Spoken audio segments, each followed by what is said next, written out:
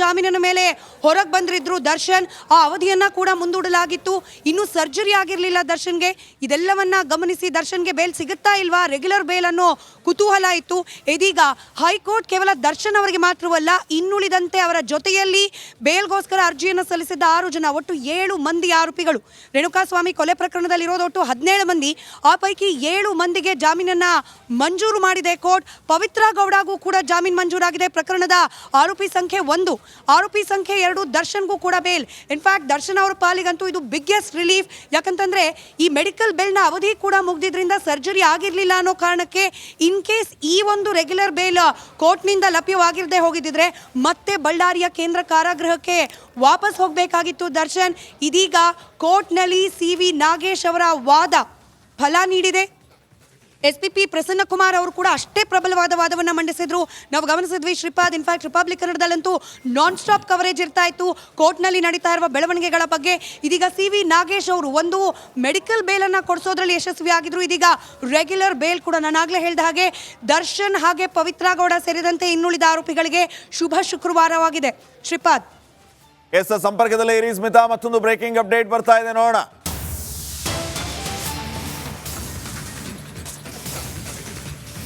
ದರ್ಶನ್ ಪತ್ನಿ ವಿಜಯಲಕ್ಷ್ಮಿಯವರ ಪೂಜೆ ಫಲಿಸಿದೆ. ರೇಣುಕಸ್ವಾಮಿ ಕೊಲೆ ಕೇಸ್ನ ಎಲ್ಲ ಆರೋಪಿಗಳಿಗೆ ಬಿಗ್ ರಿಲೀಫ್. ಜೂನ್ 8ನೇ ತಾರೀಕು ರೇಣುಕಸ್ವಾಮಿ ಕೊಲೆ ನಡೆದಿತ್ತು. ಕೊಲೆ ಕೇಸ್ನಲ್ಲಿ 17 ಆರೋಪಿಗಳನ್ನು ಅರೆಸ್ಟ್ ಮಾಡಲಾಗಿತ್ತು. ಸದ್ಯ ಕೊಲೆ ಕೇಸ್ನ ಎಲ್ಲ ಆರೋಪಿಗಳು ಕೂಡ ಈ ಜಾಮೀನಿನ ಮೂಲಕ ಆಚೆ ಬರ್ತಾ ಇದ್ದಾರೆ.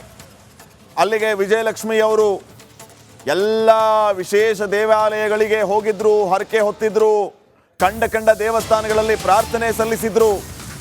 ದರ್ಶನ್ ಪತ್ನಿಯ ಪೂಜಾ ಫಲ ಒಂದ್ ಕಡೆ ಆದ್ರೆ ಮತ್ತೊಂದು ಕಡೆ ಕೊಲೆ ಕೇಸ್ನ 17 ಆರೋಪಿಗಳು ಕೂಡ ಈಗ ಜಾಮೀನಿನ ಮೇಲೆ ಆಚೆ ಬಂದಿದ್ದಾರೆ.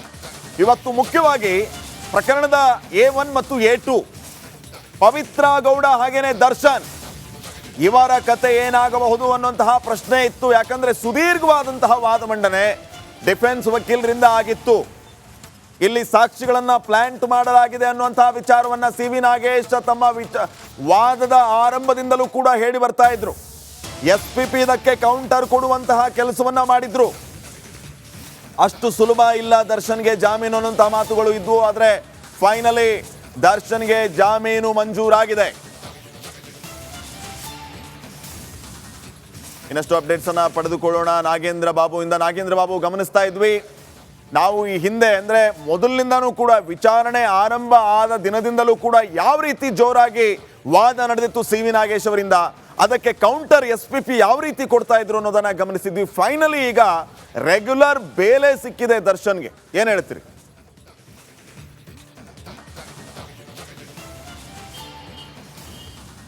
ಶ್ರೀಪಾದ್ ನೋಡಿ, ಒಂದು ಮಧ್ಯಂತರ ಜಾಮೀನು, ಒಂದು ಜಾಮೀನು ಅಂತ ಸಿಕ್ಕಿದ ಬಳಿಕ ರೆಗ್ಯುಲರ್ ಬೇಲ್ ಸಿಗೋದು ಅಷ್ಟು ಕಷ್ಟಕರ ಅಂತ ಏನು ಅನ್ಸೋದಿಲ್ಲ. ಅದು ಒಂದು ಎಕ್ಸ್ಪೀರಿಯನ್ಸ್ ಮೇಲೆ ಹೇಳೋದಾದರೆ, ಒಮ್ಮೆ ಒಂದು ಕೇಸ್ನಲ್ಲಿ ಒಂದು ಜಾಮೀನು ಸಿಕ್ಕಿದ್ದೇ ಆದರೆ ಅದು ನೆಕ್ಸ್ಟ್ ಅವರು ಷರತ್ತುಬದ್ಧ ಜಾಮೀನನ್ನು ಪಡೆದುಕೊಂಡಿರ್ತಾರೆ.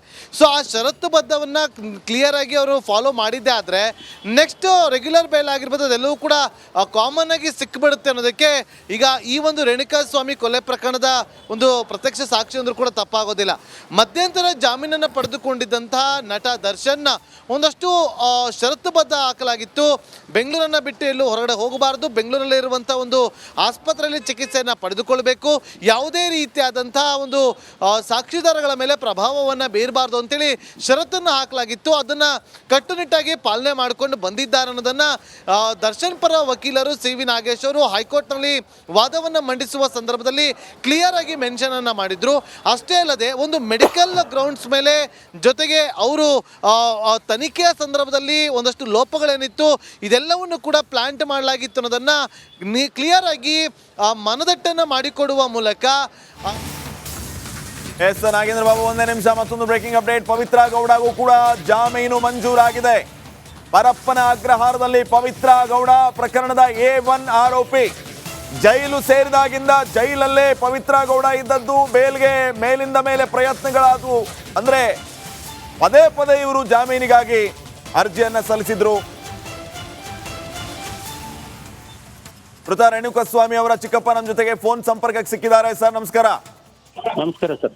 ಈ ಪ್ರಕರಣದಲ್ಲಿ ಮುಖ್ಯ ಆರೋಪಿಗಳಾಗಿದ್ದಂತ ದರ್ಶನ್ಗೆ, ಪವಿತ್ರ ಗೌಡಗೆ ಸೇರಿದಂತೆ ಇನ್ನುಳಿದವರಿಗೆ ಜಾಮೀನು ಮಂಜೂರಾಗಿದೆ. ಏನ್ ಹೇಳ್ತೀರಿ ತಾವು? ಸರ್, ಕಾನೂನು ಏನ್ ಮಾಡಿದ್ವಿ, ಕಾನೂನಕ್ಕೆ ಗೌರವ ಇದೆ ನಮ್ಗೆ. ಸರ್ಕಾರನು ಸಹ ಮುಂದೆ ಏನೋ ಸುಪ್ರೀಂ ಕೋರ್ಟ್ ಅಂತ ಹೇಳಿ ಹೇಳ್ತಾ ಇದ್ರು. ನೋಡೋಣ ಸರ್ ಏನಾಗ್ತದೆ. ಕಾನೂನು ಏನ್ ಕೊಟ್ಟಿದೆ ಅದ್ರ ಬಗ್ಗೆ ನಮಗೆ ಗೌರವ ಇದೆ ಸರ್. ನ್ಯಾಯ ಸಿಗಬೇಕು ಅಂತ ಆರಂಭದಿಂದ ತಾವು ಹೇಳ್ತಾ ಇದ್ರಿ, ಕಣ್ಣೀರ್ ಹಾಕ್ತಾ ಇದ್ರಿ. ಇವಾಗ್ಲೂ ಅದನ್ನೇ ಹೇಳ್ತೀವಿ ಸರ್, ನ್ಯಾಯ ಸಿಗ್ಬೇಕು ಅಂತಂದೇ ಹೇಳ್ತೀವಿ ಸರ್. ಇದು ಜಾಮೀನು ಕೊಟ್ಟ ತಕ್ಷಣ ಅದೇನ್ ಪೂರ್ತಿ ಇದಲ್ಲಲ್ಲ, ಇನ್ನು ವಿಚಾರಣೆ ಆಗ್ಬೇಕು. ನಾವು ಸರ್ಕಾರನ ಕೇಳ್ಕೊಳ್ತೀವಿ, ಬೇಗ ಫಾಸ್ಟ್ ಟ್ರ್ಯಾಕ್ ಅಲ್ಲಿ ಸ್ವಲ್ಪ ಬೇಗ ಅದನ್ನ ಇದನ್ನ ಮಾಡಿ ಯಾರು ತಪ್ಪಿತಸ್ಥರು ಅವ್ರಿಗೆ ಶಿಕ್ಷೆ ಆಗ್ಬೇಕು ಅನ್ನೋದು ನಮ್ದು ಒಂದು ಆಗ್ರಹ ಸರ್. ಈಗ ಅನಿಸ್ತಾ ಇದೆಯಾ ರೇಣುಕಸ್ವಾಮಿ ಕೊಲೆಗೆ ನ್ಯಾಯ ಸಿಗುತ್ತೆ ಅಂತ? ಅನ್ಸುತ್ತೆ ನಮಗಿದೆ. ನಾವು ನ್ಯಾಯಾಲಯದ ಮೇಲೆ ನಮಗೆ ನಂಬಿಕೆ ಇದೆ, ಭರವಸೆ ಇದೆ. ಜಾಮೀನಿನ ನಿರೀಕ್ಷೆ ಮಾಡಿದ್ರ ತಾವು? ಈಗ ಮೊದಲಿನಿಂದಾನು ಕೂಡ ತಾವಾಯ್ತು, ತಮ್ಮ ಸಹೋದರ ಆಯ್ತು, ನ್ಯಾಯ ಸಿಗಬೇಕು ಅನ್ನುವಂತಹ ಮಾತುಗಳನ್ನ ಹೇಳ್ತಾ ಇದ್ರಿ. ದಿಢೀರ್ ಅಂತ ಈಗ ರೆಗ್ಯುಲರ್ ಬೇಲ್ ಸಿಕ್ಕಿದೆ. ಇಲ್ಲ, ಅದು ದಿಢೀರಂತ ಸಿಕ್ಕಿದ್ದಲ್ಲ, ಪ್ರೋಸೆಸ್ ನಡೀತಾ ಇತ್ತಲ್ಲ ಸರ್. ಪ್ರೋಸೆಸ್ ನಡೀತಾ ಇತ್ತು, ಸುಮಾರು ದಿವಸಗಳಿಂದ ನಡೀತಾನೆ ಇತ್ತು. ಅದು ಏನಿದೆಯೋ ಕಾನೂನು ಯಾವ ರೀತಿ ಇದನ್ನ ಮಾಡಿದ್ರೆ ಗೊತ್ತಿರುತ್ತೆ. ಅದು ಕಾನೂನಿನ ಪ್ರಕಾರ ಅದು ಏನಾಗಿದೆಯೋ ನಾವು ಗೌರವಿಸ್ತೀವಿ ಅದು ಕಾನೂನ. ಮುಂದೆ ತಾವು ಏನ್ ಮಾಡ್ತೀರಿ? ನಾವೇನು ಮಾಡ್ಲಿಕ್ಕೆ ಆಗಲ್ಲ ನಾವು ಸರ್. ನಾವು ಏನ್ ಮಾಡ್ಲಿಕ್ಕೆ ಸರ್, ನಾವು ನ್ಯಾಯಾಲಯವನ್ನ ಸರ್ಕಾರವನ್ನ ನಂಬ್ಕೊಂಡಿರ್ತಕ್ಕಂಥ ನಾವು. ನ್ಯಾಯಕ್ಕಾಗಿ ಮುಖ್ಯಮಂತ್ರಿಗಳನ್ನು ಭೇಟಿಯಾಗಿದ್ರಿ ತಮ್ಮ ಸಹೋದರರು. ಆ ರೀತಿಯ ಪ್ರಯತ್ನಗಳೇನಾದ್ರೂ ಆಗುತ್ತಾ ಮತ್ತೆ? ಸರ್ ಕೇಳಿಸ್ತೀವಿ. ಇಲ್ಲ, ಈಗ ನ್ಯಾಯ ಸಿಗಬೇಕು ಅಂತ ಹೇಳಿ ತಾವು ಮುಖ್ಯಮಂತ್ರಿಗಳನ್ನು ಭೇಟಿಯಾಗಿದ್ದಿದೆ, ಹೌದು, ಮನವಿಯನ್ನು ಕೂಡ ಮಾಡ್ಕೊಂಡಿದ್ರಿ. ಆ ರೀತಿಯ ಪ್ರಯತ್ನಗಳು ಮತ್ತೆ ಆಗುತ್ತಾ ಅಂತ ನೋಡೋಣ ಸರ್, ವಿಚಾರ ಮಾಡ್ತೀವಿ. ಈಗ ತಾನೇ ಇದಾಗಿದೆ, ನಾವು ಲಾಯರ್ಗಳ ಹತ್ರ ಮಾತಾಡಿ ನೋಡೋಣ ಸರ್. ಸರ್ಕಾರದ ಅಧಿಕಾರಿಗಳ ಹತ್ರ, ಪೊಲೀಸರ ಹತ್ರ, SPP ಸಾಹೇಬ್ರ ಹತ್ರ, ಅವ್ರ ಹತ್ರ ಎಲ್ಲ ಮಾತಾಡ್ಬಿಟ್ಟು ಮುಂದೆ ಸರ್. ಆಕ್ಚುಲಿ ಈ ಕೇಸಲ್ಲಿ ಏನ್ ಆಗ್ಬೇಕಾಗಿತ್ತು, ಏನ್ ಆಗುತ್ತೆ ಅಂತ ತಾವು ಅನ್ಕೊಂಡಿದ್ರಿ? ನಮ್ದು ಇಷ್ಟೇ ಸರ್, ಒಂದೇ ಮಾತು, ಯಾರು ತಪ್ಪಿತಸ್ಥಿದ್ರೆ ಅವ್ರಿಗೆ ಶಿಕ್ಷೆ ಆಗ್ಬೇಕು, ಅಷ್ಟು ಬಿಟ್ರೆ ಬೇರೆ ಇನ್ನೇನು ಇಲ್ಲ ಸರ್. ಆ ಮಗುಗೆ ಅವಳಿಗೆ ಒಂದು ಸರ್ಕಾರ ಒಂದು ನೌಕರಿ ಕೊಟ್ರೆ ಒಂದು ಜೀವನ ನಡೆಸ್ಲಿಕ್ಕೆ ಅನುಕೂಲ ಆಗುತ್ತೆ ಅನ್ನೋದು ಒಂದು ಸರ್. ಇಷ್ಟೇ ಸರ್ ನಮ್ದು, ಏನು ಇಲ್ಲ ಸರ್, ಯಾವ ಇದು ಇಲ್ಲ ಸರ್. ನ್ಯಾಯ ಸಿಗುತ್ತೆ ಅನ್ನೋ ನಂಬಿಕೆ ಏನಾದ್ರೂ ಕಡಿಮೆ ಆಯ್ತಾ ತಮ್ಮಲ್ಲಿ? ಇಲ್ಲ, ಕಡಿಮೆ ಆಗಿಲ್ಲ ಸರ್. ಕಾರಣ ನಮ್ಗೆ ನ್ಯಾಯಾಲಯದ ಬಗ್ಗೆ ನಂಬಿಕೆ ಇದೆ, ಭರವಸೆ ಇದೆ. ನಮ್ಮ ಸಂವಿಧಾನದ ಬಗ್ಗೆ ನಮಗೆ ನಂಬಿಕೆ ಇದೆ, ಭರವಸೆ ಇದೆ. ಎಲ್ಲ ಆರೋಪಿಗಳಿಗೂ ಜಾಮೀನು ಸಿಕ್ಕಿದೆ ಸಾಹೇಬ್ರೆ?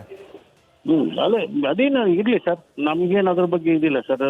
ಜಾಮೀನ್ ಸಿಕ್ಕ ತಕ್ಷಣನೇ ಅದು ನ್ಯಾಯಾಲಯ ಪರಿಶೀಲನೆ ಮಾಡಿ ಅದು ಇದನ್ನ ಮಾಡ್ತದೆ. ಸಿಕ್ಕ ತಕ್ಷಣನೇ ಅದು ಸಿಕ್ಕಿಲ್ಲ ನ್ಯಾಯ ಅನ್ಲಿಕ್ಕೆ ಆಗಲ್ಲ ಅಲ್ವಾ? ಅವ್ರು ಜಾಮೀನು ಬೇರೆ, ಅದು ಇನ್ನು ಇದೆಲ್ಲ ಆಗ್ಬೇಕಲ್ಲ ಸರ್ ವಿಚಾರ. ಆದ್ರಿಂದ ಓಕೆ. ತಮ್ಮ ಸಹೋದರಿಗೆ ಈ ವಿಚಾರ ಗೊತ್ತಾಗಿದೆಯಾ, ರೇಣುಕಸ್ವಾಮಿ ಅವ್ರ ತಂದೆಗೆ? ತಂದೆಯವರಿಗೆ ನಾನು ಇಲ್ಲಿ ಬೆಳಗಾವಿಯಲ್ಲಿ ಇದ್ದೀನಿ. ನಾನೇನೋ ಬೇರೆ ಕೆಲಸದ ಇದು ಸಲುವಾಗಿ ಬೆಳಗಾವಿ ಬಂದಿದ್ದೆ. ಮಿನಿಸ್ಟರ್ಗಳನ್ನ ಅವ್ರನ್ನ ಕಾಣ್ಲಿಕ್ಕೆ, CM ಅವ್ರನ್ನ ಕಾಣ್ಲಿಕ್ಕೆ. ಸೊ ಅಲ್ಲಿ ಏನಾಗಿದೆ ಗೊತ್ತಿಲ್ಲ ಸರ್. ಸೊ ಈ ವಿಚಾರವಾಗಿ ಮತ್ತೆ ಏನಾದ್ರೂ ಮುಖ್ಯಮಂತ್ರಿಗಳನ್ನು ಭೇಟಿ ಆಗೋ ಕೆಲಸ ಆಗುತ್ತಾ ತಮ್ಮಿಂದ, ಹೇಗೆ? ಈಗಿಲ್ಲ ಸರ್, ಈಗ ಸದ್ಯ ಏನಿಲ್ಲ, ಅದು ನೋಡ್ಬಿಟ್ಟು ವಿಚಾರ ಮಾಡಿ. ಫೈನ್ ಸರ್, ಓಕೆ ಸರ್, ಧನ್ಯವಾದ ರಿಪಬ್ಲಿಕ್ ಕನ್ನಡ ಜೊತೆಗೆ ಮಾತಾಡೋದಕ್ಕೆ. ಈಗಲೂ ಕೂಡ ನಂಬಿಕೆ ಕಡಿಮೆ ಆಗಿಲ್ಲ ನಮಗೆ, ನ್ಯಾಯಾಂಗದ ಮೇಲೆ ವಿಶ್ವಾಸ ಇದೆ, ನ್ಯಾಯ ಸಿಗುತ್ತೆ ಅನ್ನುವಂತಹ ಮಾತುಗಳನ್ನು ರೇಣುಕಸ್ವಾಮಿ ಅವರ ಚಿಕ್ಕಪ್ಪ ಆಡ್ತಾ ಇದ್ರು. ಯಾವುದೇ ಕಾರಣಕ್ಕೂ ನಮಗೆ ನ್ಯಾಯಾಂಗದ ಮೇಲೆ ವಿಶ್ವಾಸ ಕಡಿಮೆ ಆಗೋದಿಲ್ಲ. ಜಾಮೀನು ಸಿಕ್ಕಿದೆ ಅಂದ ಮಾತ್ರಕ್ಕೆ ಅವರು ಕೇಸಿಂದ ಖುಲಾಸೆ ಆಗಿದ್ದಾರೆ ಅಂತ ಅರ್ಥ ಅಲ್ಲ. ಪ್ರೊಸೆಸ್ ನಡೀತಾ ಇತ್ತು, ಅವರಿಗೆ ರೆಗ್ಯುಲರ್ ಬೇಲ್ ಸಿಕ್ಕಿದೆ. ನಾವು ಮುಂದಿನ ದಿನಮಾನಗಳಲ್ಲಿ ಮುಖ್ಯಮಂತ್ರಿಗಳ ಜೊತೆಗೆ ಮಾತಾಡಬೇಕಾ, ಈ ವಿಚಾರವಾಗಿ ಭೇಟಿ ಆಗಬೇಕಾ, ಅದನ್ನು ಮುಂದೆ ನಿರ್ಧಾರ ಮಾಡ್ತೀವಿ ಅಂತ ಹೇಳ್ತಾ ಇದ್ರು. ಸೊ ಪವಿತ್ರ ಗೌಡ ಇವತ್ತೇ ರಿಲೀಸ್ ಆಗ್ತಾರಾ ಅನ್ನುವಂಥ ಪ್ರಶ್ನೆ. ಇವತ್ತೇ ಪ್ರೊಸೀಜರ್ ಕಂಪ್ಲೀಟ್ ಆದರೆ ಪವಿತ್ರ ಇವತ್ತೇ ಆಚೆ ಬರ್ತಾರೆ, ಇಲ್ಲ ಆದರೆ ಮತ್ತೆ 2 ದಿನ ಜೈಲಲ್ಲೇ ಇರಬೇಕಾಗತ್ತೆ.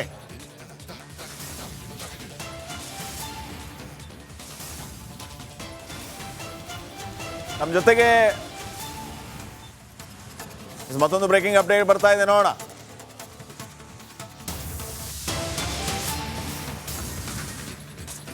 ದರ್ಶನ್ ಅಧಿಕೃತ ರಿಲೀಸ್ ಯಾವಾಗ? ಹಾಗಿದ್ದರೆ ಸದ್ಯ ಆಸ್ಪತ್ರೆಯಲ್ಲಿ ಆರೋಪಿ ದರ್ಶನ್ ಇರೋದು ಶಸ್ತ್ರಚಿಕಿತ್ಸೆಗಾಗಿ. ಶಸ್ತ್ರಚಿಕಿತ್ಸೆ ನಡೆಯುತ್ತಾ ಜಾಮೀನಿನಿಂದ ಆಚೆ ಬರ್ತಾರಾ? ದರ್ಶನ ಅಧಿಕೃತ ರಿಲೀಸ್ ಯಾವಾಗ ಅನ್ನುವಂತಹ ಪ್ರಶ್ನೆ ಇದೆ. ಈಗಾಗಲೇ BGS ಆಸ್ಪತ್ರೆಯ ವೈದ್ಯರು ಕೂಡ ಒಂದು